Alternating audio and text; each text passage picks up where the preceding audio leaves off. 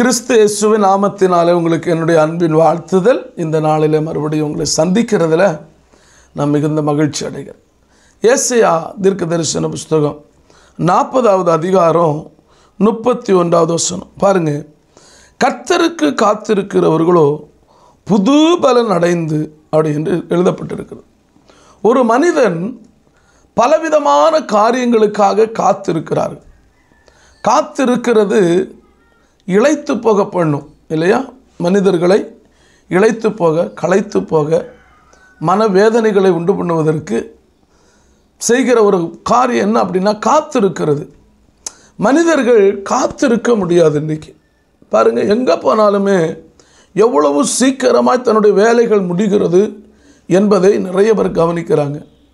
ஆனால் இங்கே சொல்லப்படுகிறது கர்த்தருக்கு காத்திருக்க வேண்டும். ஆண்டவர் உங்களுக்கு சில நன்மைகள் தருவதற்காக ஆண்டவருடைய சமூகத்திலே நீங்கள் காத்திருக்க வேண்டும்.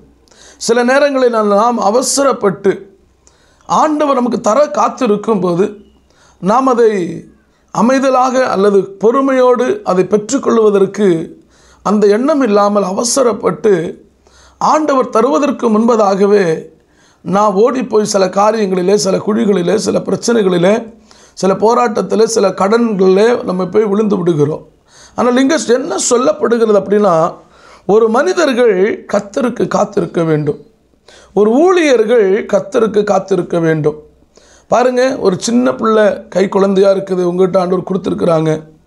அதை சீக்கிரமாகவே நீங்கள் நினச்சபடி அந்த குழந்தை பெரிய ஆளாகணும், இல்லைன்னா ஒரு அரசாங்க வேலை கிடைக்கணும், இல்லைன்னா ஒரு ஊழியக்காரனாக மாறணும், இல்லைன்னா ஒரு டாக்டராக மாறணும் அப்படின்னாக்க அந்த பிள்ளைக்காக நீங்கள் அந்த பிள்ளை வளருவதற்காக அந்த பிள்ளைக்காக எத்தனை வருஷங்கள் நீங்கள் காத்திருக்கிறீங்க இல்லையா? இதே மாதிரி தான் ஆண்டவரும் நமக்கு சில காரியங்களை தருவதற்காக நாம் பல வருடங்கள் ஒரு வேளை காத்திருக்க வேண்டியது வரும். ஆனாலும் நம்ம என்ன செய்யக்கூடாது அப்படின்னாக்க சோர்ந்து போகாமல் காத்திருக்கணும். சூழ்நிலைகள் மாறலாம். கர்த்தருக்கு காத்திருக்கிறதுனால இங்கே ஆண்டவர் சொல்கிறார் பாருங்க, கர்த்தருக்கு காத்திருக்கிறவர்களோ, ஒரு மனுஷன் கர்த்தருக்கு காத்திருக்கிறார் என்றால் அவர்கள் ஒரு புது பலன் அடைவார்கள். ஒரு புதிய பலன், ஒரு புதிய நம்பிக்கை, ஒரு புதிய தைரியம். ஸ்தோத்திரம். நடக்காதுன்னு நினச்சிட்டு போய் சோர்ந்து போயிருக்கலாம், போராடி கொண்டு இருக்கலாம். ஆண்டவர் சொல்ல, நீ கர்த்தருக்கு காத்திருங்க, புது பலன் அடைய போகிறோம். உங்களுடைய பலவீனங்கள் எல்லாம் மாறப்போகிறது. உங்களுக்கு வர வேண்டிய நன்மைகளை கர்த்தர் உங்களுக்கு தருவார். அப்போ நம்ம கர்த்தருக்கு காத்திருந்தால்தான் புது பலன் அடைய முடியும். கர்த்தருக்கே காத்திருக்கிறது இல்லை. கர்த்தருடைய சமூகத்தினுடைய வார்த்தைக்காக காத்திருக்க வேண்டும். ஒரு செய்தி கொடுக்கும்போது அந்த செய்திக்காக நாம் காத்திருக்கணும். ஊழியத்துக்கு போகும்போது அந்த ஊழிய ஸ்தலத்துக்காக காத்திருக்கணும். ஒரு கிராமத்துக்காக ஜெபிக்கும்போது அந்த கிராமத்துக்காக காத்திருந்து ஜெபிக்கணும். ஒரு வருஷம் போன ஊழியம் செய்த ஆத்துமக்கள் வரல, அப்படி இல்லை.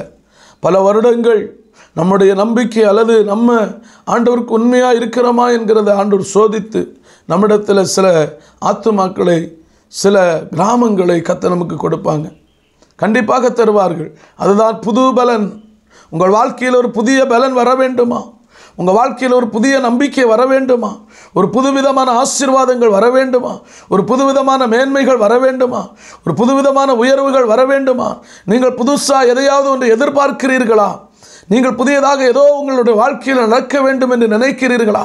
ஏதோ ஒன்று புதுசாக எனக்கு கிடைக்க வேண்டும் என்று விரும்புகிறீர்களா? ஆண்டவர் சொல்லுகிறார், எனக்கு காத்திருங்கள். காத்திருக்கும் போது ஒரு புதிய பலன் நான் உங்களுக்கு தரப்போகிறேன். ஒரு புதிய நன்மையை நான் உங்களுக்கு தரப்போகிறேன். ஒரு புதிய ஆசீர்வாதத்தை உங்களுக்கு தரப்போகிறேன். ஒரு புதிய மேன்மையை உங்களுக்கு தரப்போகிறேன். ஒரு புதிய ஆத்துமாக்களை உங்களுக்கு தரப்போகிறேன். ஒரு புதிய இடத்தை உங்களுக்கு தரப்போகிறேன்.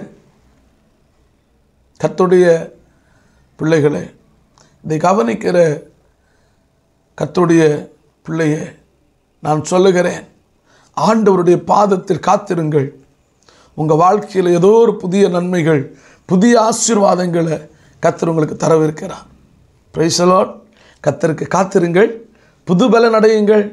கழுகுகளைப் போல சட்டைகளை அடித்து உயர பரப்போ ஒரு நாள் கர்த்தர் நம்மை ஆசீர்வதிப்பாராக. God bless you. ஆமென்.